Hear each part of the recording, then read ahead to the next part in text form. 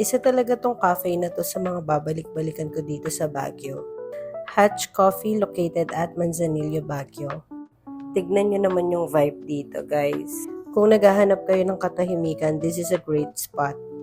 They are open from 8 a.m. to 8 p.m. Meron din silang mini playground dito kung may kasama kayong bata. Pwedeng-pwede silang maglaro dyan. There are board games available that you can borrow as well. Here's their menu, guys. I-post nyo na lang kung gusto nyo i-check isa-isa. For me, it's a bit on the pricey side. Pero well, depende naman yun sa budget nyo. Meron din silang breakfast dito na siniserve, aside dun sa mga sandwiches nila and burgers. Siguro hindi para sa lahat, pero personally, I really love the ambience here. Paulan na nga nung pumunta kami dito. Balak pa nga sana naming pumwesto lang dun sa labas, kaso nga medyo masama yung panahon. This place is also pet friendly, guys. So pwedeng-pwede nyong dalhin yung mga alaga nyo. At naabutan na nga kami ng ulan. So umorder lang kami ng cappuccino at saka ng cafe mocha.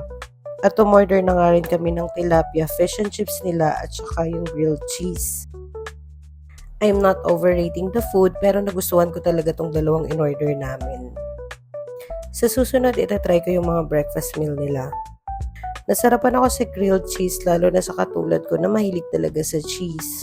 Tapos etong tilapia fish and chips nila.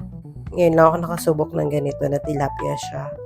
Masarap din, but again for me, it's a bit pricey. But overall guys, I really love the place here. So para sa akin, babalikan ko talaga siya. Kung gusto mo lang ng kape tapos quiet time, pwedeng-pwede na to. And doon naman sa cafe mocha na in-order ko, 8.5 out of 10. At kung may marirecommend pa kayong cafe dito sa Baguio guys, comment down below para naman masubukan ko.